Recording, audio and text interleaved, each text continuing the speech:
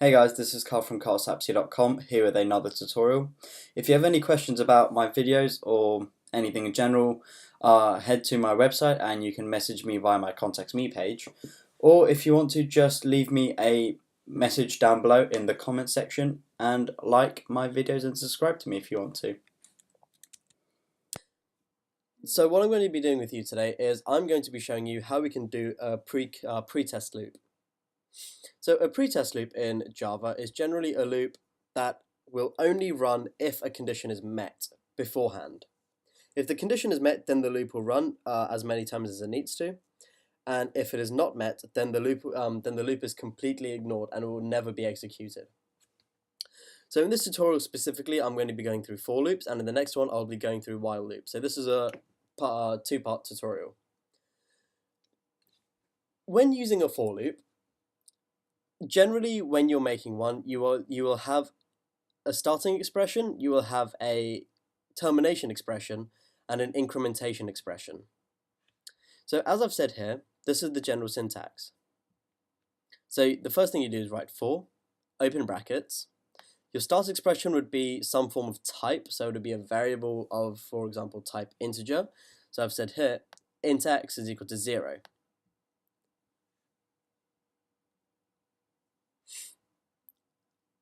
Then I've got my test expression. My test expression is, for example, x is smaller than 10, or it can be smaller than or equal to 10, or it can be anything you'd like. So you can, if you have another variable, it can be x is smaller than the length of a, for example.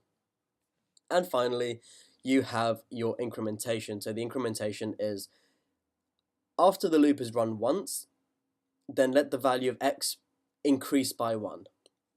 And within here is your block of code. So this can be any block of code. You can have another for loop within it, so then it makes it a nested for loop. You can have a while loop, or you can just have any piece of code that you'd like. There's nothing stopping you from writing anything. Okay, so this would just run while the statement holds is true.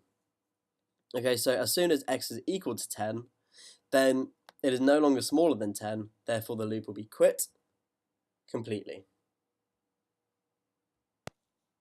So let's go ahead and put this into practice directly.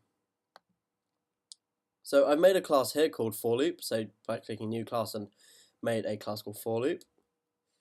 And within for loop, I have a main method here, and I'm going to be writing out the example that I just showed you. So the syntax as it goes is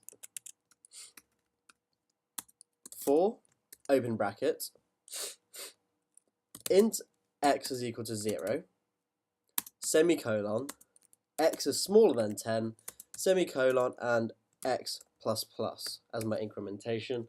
And all I'm going to do is just say system.out.println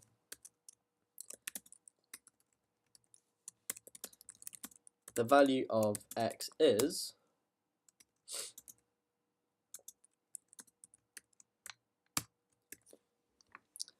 and I'm going to quickly explain what's going on here. So as I have created my for loop, within it I have got my variable called x, which is of type integer, and I've assigned it a value of 0. Then you put a semicolon to say that you're done with the starting statement, right?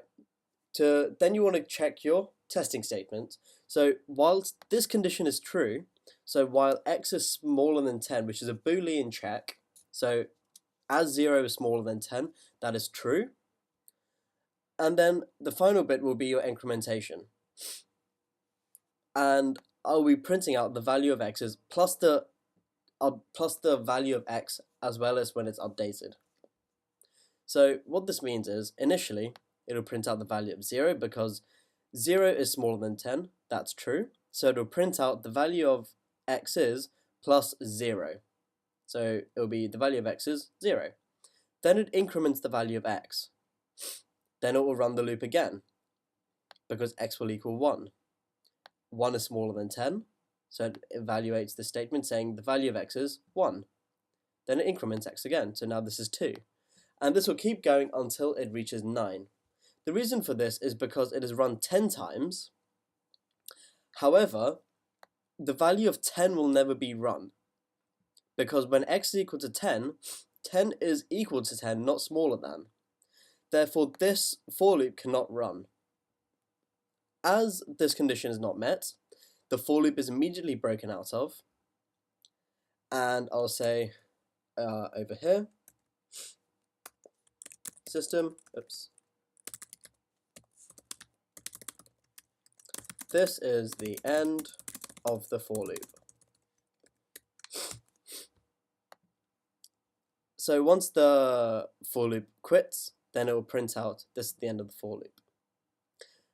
Let's go ahead and compile this, and let's run for loop.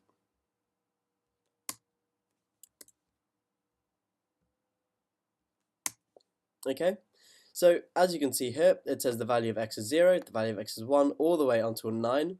It is not printed out the value of 10 because 10 is equal to 10, not smaller than 10. Therefore, the loop condition has not been met. The pre-test loop has not met the true condition, and therefore the final statement at the end saying this is the end of the loop, which has been printed out instead. If I wanted the value of 10 to be printed out, then I'd say x is smaller than or equal to 10, which means if the value is equal to 10, then the value of 10 will be printed out. However, when it gets incremented once more, then it says x is now going to be 11, and 11 is greater than 10. Therefore, the loop will then be quit, and it will say this is the end of the loop. Okay, so if I compile this, no syntax errors, and rerun it, I'll just clear that quickly and rerun it. Okay, so as you can see here, it starts off at 0 and ends at 10, and it says that this is the end of the for loop. When creating your initial starting expression, the value of x can be anything. So if I wanted it just to be 9, then it would be between 9 and 10, so that would be the range. If it's 0, then the range is between 0 and 10, including 0. If it was between 1, then it would be 1 and 10. And so on and so forth. So that's all how, that is literally how you do a for loop.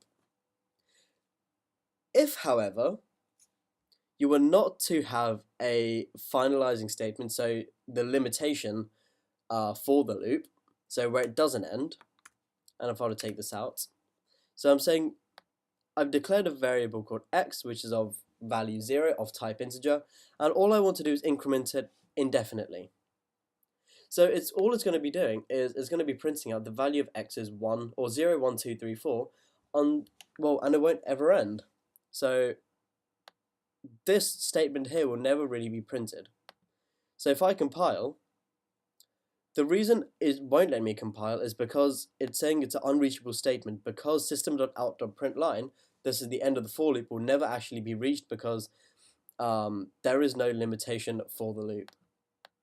Okay, so if I were to go ahead and remove this statement, however, and compile it, then it will still run. And if I were to go ahead and do it, as you can see here, the loop is continuously running and it will never stop. So that is an infinite for loop. However, I mean, in programming, this is not really used very much. So I mean, programmers wouldn't really use this when making applications. So if I were to clear this. Okay, so that is how you have, well, this is now what I've done is I've created a for loop, and I've shown you the syntax of the for loop, which is over here. So you've got your starting expression, you've got your testing expression, which is your limitation. So as I said, x would be smaller than or equal to 10, which means those are the boundaries in which it is considered to be true, and I've got to have a form of incrementation. Now, if I were to say x up here, I could say x is equal to x plus 2. So when I'm doing this now, it's going to increment it by 2 each time rather than 1. So if I were to say x is smaller than 10,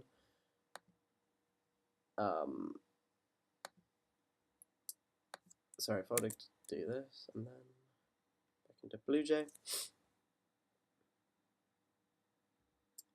Yeah, so as I've said here, before it was x is equal to x plus, x is x plus plus. Now I'm saying x is equal to x plus 2, therefore the incrementation will be plus 2 each time. And there you have it. So it's saying the value of x is 0, then 2, then 4, then 6, then 8. However, 10 again will not be printed out because I've said it's smaller than 10. So if I said smaller than equal to 10, then it would obviously be printed out as well. So 0, 2, 4, 6, 8, and 10 is included. Okay, so have a fiddle with that. See how you find it. Obviously, you can include other pieces of code within it. It doesn't just have to be a print statement. It can be anything you'd like. If you have any other questions about for loops or loops in general or anything else, then leave me a message down below in the comment section or leave me an email via my website. Otherwise, thank you very much for watching. This is Carl from carlsaptia.com.